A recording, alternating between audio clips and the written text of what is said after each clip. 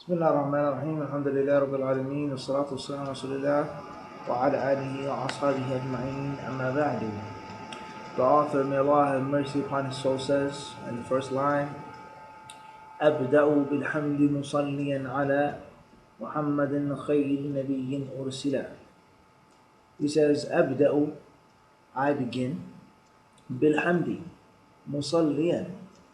He says, I begin my poem, I begin my manduma. I start off by praising Allah subhanahu wa ta'ala, declaring Allah's oneness, lauding Allah azza wa jalla, musalliyan, sending salutations, asking Allah to bless, asking Allah subhanahu wa ta'ala to mention Muhammad sallallahu among the highest company of angels, Muhammad, who is khayr nabiyyin rusila, the best prophet to be sent, the best of Allah subhanahu wa ta'ala's prophets to be sent. So the first line, the author begins with the proper way of starting your speech or any type of book or any type of Islamic class or lecture by praising Allah subhanahu wa ta'ala.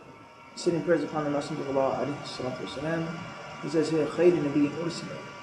A benefit from this speech that the Prophet alayhi salatu wasalam, we know he was a messenger, he was a Rasul, but we benefit from this speech, not to go too far off the subject, that there could be a Nabi, a prophet who was sent. But that's another issue, an entire different topic. So that's the first line of the Manduma. The author rahimahullah ta'ala then says, وَذِي مِنْ أَقْسَامِ الْحَدِيثِ عِدَّةً وَكُلُّ وَاحِدٍ أَتَى وَحَدَّ. وذي يعني this منظومة وهذه المنظومة أو هذه, he says these are أقسام الحديث عدة يعني كثيرة. These are many different أقسام and أنواع, types of the sciences of hadith, or different examples or specimens of the sciences of hadith, of al-mustalah. In other words, the different terms, different classes, the different categories, these are all from what we call aqsam al-hadith, types of hadith. In other words, names and titles: Sahih, Hasan, Da'if, Mursal, Munqati', Muttasil, so on and so forth. He says, وَكُلُّ وَاحِدٍ أَتَى وَحَدَّ. He says, every type of hadith or class or category that I mentioned, I will also give you a had, the definition. So he's starting off his poem by telling you that this is about al-mustalah. And in this poem, I'm going to give you certain names, certain titles, classes, and categories of hadith or things that pertain to hadith in the hadith terminology. And when I give you a term or title, I will also define it. In other words, he's telling you, O student of knowledge, what he's going to give you. Not only is he going to give you the benefit of telling you the term or telling you the title, but he's also going to give you a line or half a line or 2 lines and explaining what the actual title means. And this is from the fawaid of learning and memorizing a small method. These are some of the benefits and some of the fruits that you reap when you take a small summarized book that's condensed, and it can stay with you and you can quote it when you need to. And then when you need the explanation, you can explain it based off what you learned. If there are different views, then you can go on later on, but you have something to start off with. Okay, so the whole point of the metin is like something there's a large thing put into a small place. A definition of one term and 1 line of poetry. Simple, easy to memorize, easy to understand. The author rahimahullah ta'ala, he then says, أولها الصحيح هو متصل إسناده ولم يشذ أو يعل. He says in line 3, أولها, the first of these types of hadith or these titles is that which we call as-sahih. As-sahih. What is as-sahih? He defines it in the same line by saying, وَهْوَ مَتَّصِلٌ. He says, and it is the hadith isnaduhu, whose chain is muttasil. The first understanding, the first condition, the first prerequisite of a hadith that is called sahih is that it has this description, and that is وَهُوَ مَتَّصِلٌ. It is the hadith whose isnad, its chain, quote unquote, is connected and continuous. In other words, In hadith terminology, we have two main parts or segments of a hadith. We have a metin and we have an isnad. We have an isnad and a metin. We have a chain and we have text, or the actual story, the actual report. In other words, the Messenger of Allah والسلام, died so many years ago, sallallahu alaihi wasallam. How do we know what he said and what he did, what he allowed the companions to do? How do we know what he looks like, what he dressed like, how long was his hair, what's his favorite color, what did he drink, what did he eat, how did he sleep, how did he wake up, how did he go and relieve himself, so on and so forth. Everything that he did, how do we know? We were not alive during the time of the Prophet ﷺ. It is the whole concept of the sciences of hadith, is that it attaches the Muslim to his Prophet. It takes the believer and directly connects him with his messenger. And this is the beauty of the sciences of hadith. And if there were no other benefits besides these, no other fruits besides this one, that would be more than sufficient. And we've explained this before, alhamdulillah, in a few lectures, with regards to the virtue of studying the sciences of hadith. So therefore, in order for us to verify and to trace back something that the Prophet ﷺ did, we need that which is called an isnad. And an isnad is basically a chain of reporters, a chain of men or women who serve as a link and a ladder and a bridge between you and between the story, between Imam al-Bukhari and Muhammad sallallahu alaihi wasallam, Imam Malik ibn Anas and the Rasul alayhi wasallam. Some of these isnads are very short, some are relatively lengthy. Al-Muhim, you cannot accept hadith unless there is an isnad. Now once there comes a author, a major Imam of hadith, and he compiles and he puts together a book, okay? For example, let's say we have this book here, Sunan al-Nasa'i, right? Here's the English translation, Sunan al-Nasa'i, or one of the English translations, because there's more than one. Imam al-Nasa'i rahimahullah died in the year 303 of the Hijrah, 303 years after the Prophet died. So for him to quote the Prophet ﷺ, it's a must that he heard it from someone, from somebody. Who did he hear it from? How did he get that report? Over 300 years passed between him and Muhammad's death. So we say that bridge, that link, is that which we call the isnad, the chain of reports. So let's make a brief example, okay? Nothing long. It says here, the Kitab al-Zina is the book of adornment, the book of adornment, or the book of dress. It says here, Libsu Sarawi, the chapter on wearing trousers. The chapter on wearing trousers. Are men allowed to wear trousers? Is it haram? Is it okay in Islam? He says, أخبرنا محمد المشار قال حدثنا محمد قال حدثنا شعبة عن عمرو بن دينار عن جابر بن زيد عن ابن عباس أنه سمع النبي صلى الله عليه وسلم يقول يقول بعرفات وقال من لم يجد إزارا فليلبس السراويل ومن لم يجد نعلين فليلبس خفين. An-Nasa'i says Muhammad ibn Bashar reported to us, telling us that Muhammad told him that Shu'bah related from Amr ibn Dinar, from Jabir ibn Zayd, from Ibn Abbas, that he heard the Prophet ﷺ saying on the day of Arafah, anyone who does not have an izar to wear, yani a pilgrim, then he should wear trousers. And anyone who doesn't have any sandals to wear should wear 2 or pair of leather socks. Let's mention it again. And Nasa'i says, أخبرنا Muhammad ibn Bashar. So the teacher of Nasa'i, the Sheikh of Nasa'i, the one that Nasa'i sat down and listened to and heard from, his name is Muhammad ibn Bashar. Muhammad, the son of Bashar. He told An-Nasa'i that his Sheikh, his teacher, was a man whose name was Muhammad. Now, we can explain who this man Muhammad is, but we're not right now. because that's a different specimen, if you want to say, or different class of hadith terminology. That which we call al-mubham, or excuse me, al-muhmam. Al-muhmam.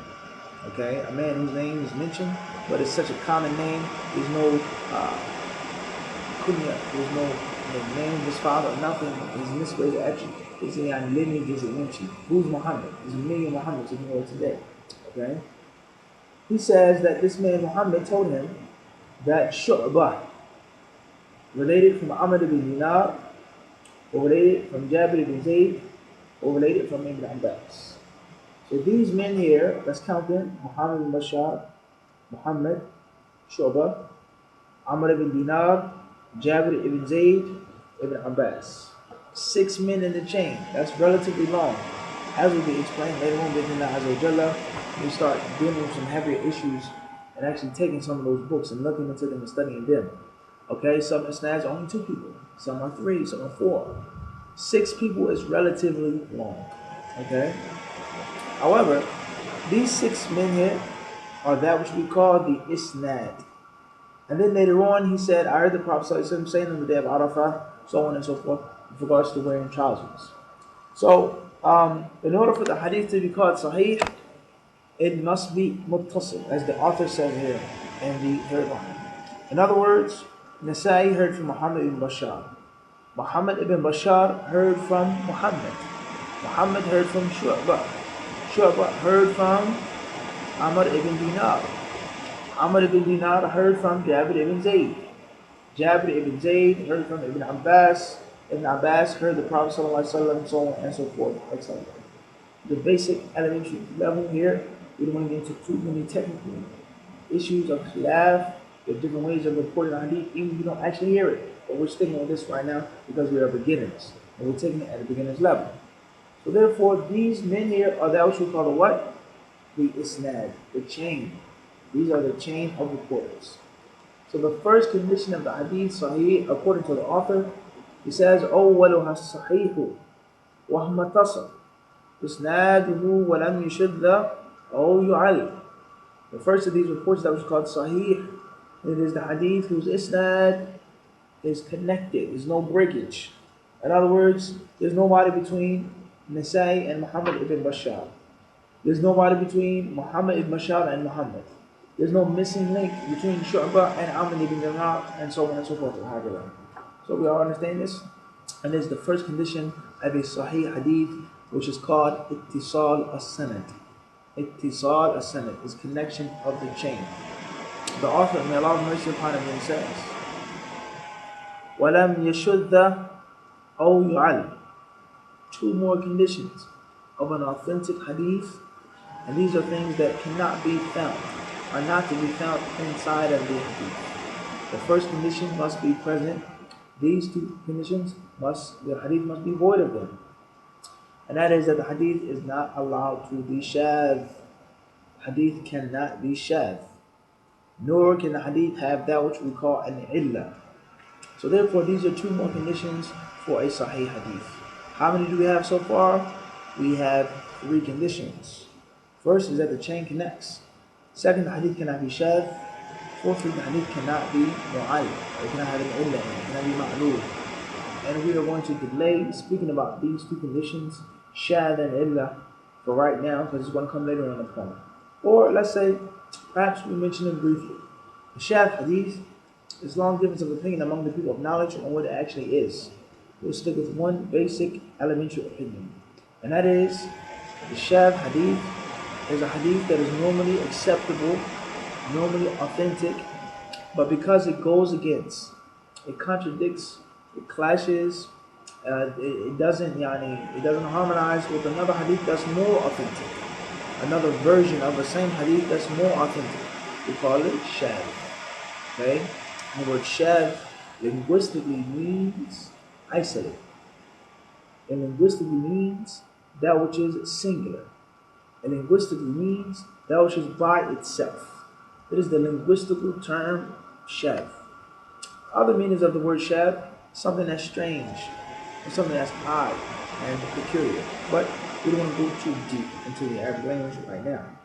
So we said one basic meaning that shadh linguistically means something that is by itself in Arabic language. As for according to hadith science, in this basic elementary stage, we're not going to get into different opinions and the long, drawn out arguments.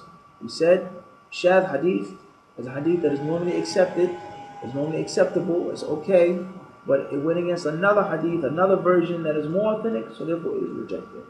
Clear, inshallah. As for hadith that has an illa in it, then it's a hadith that we say has a hidden defect, a glitch. Something is wrong with the hadith, even though it seems that the hadith is okay.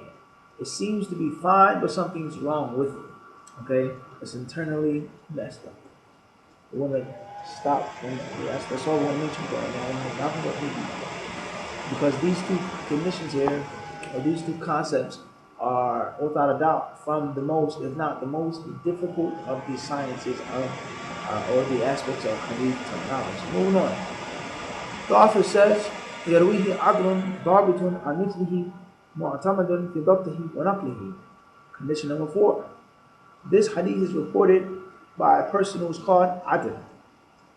In other words, we have a new condition, the 4th condition, and that is that the narrators that are in that chain each of them must be considered to be what we call adl. And adl means someone who is Muslim, someone who is pious, someone who's of age, someone who has a sound mind, someone who, we don't necessarily say he's perfect, okay, but he has to be someone who is religious at least, okay, at least religious. In most cases, he's obeying Allah subhanahu wa ta'ala, following the sunnah, okay. Many other issues with regards to that, but we're not getting into those things right now. He can't be someone who makes sin. He can't be someone who is a person who does innovations, who goes against the sunnah, who disobeys Allah and His Messenger publicly, openly, all of the time, so on and so forth. And as I said before, there are many other conditions with regards to this, and different views, different ins and outs, taken from someone who is sinful, taken from someone who is a person of innovation, so on and so forth. We're not going to get into those things right now. Dhabitun, they must have a firm memory, a retentive memory.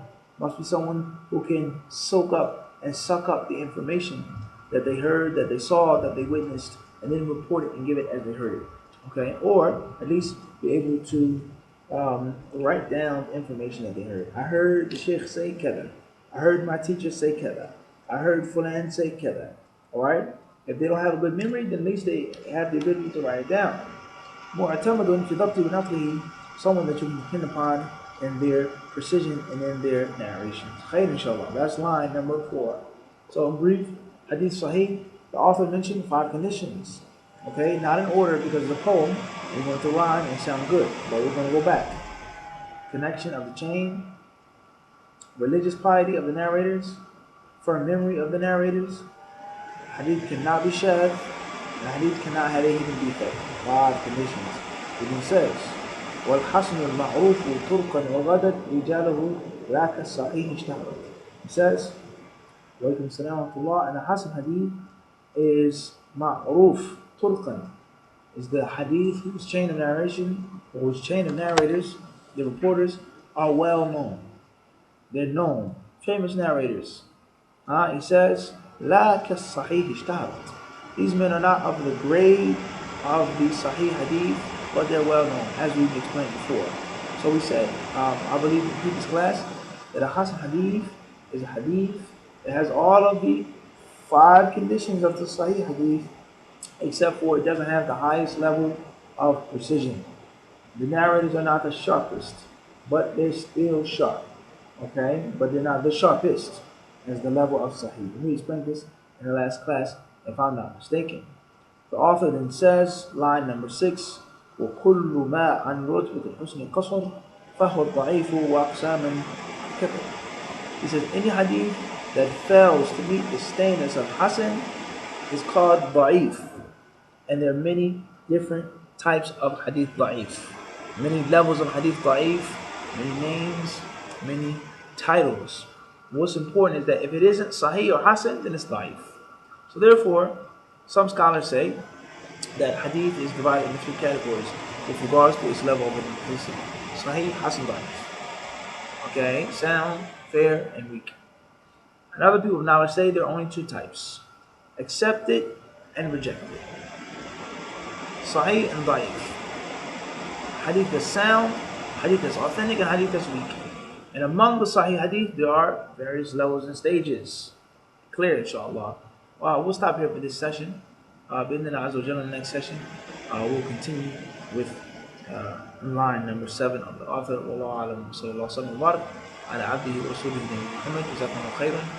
If there are any questions about the lesson, any requests, anything, please feel free to comment. Bi-idhnillahi subhanahu wa ta'ala. Assalamu alaikum wa rahmatullahi wa barakatuh.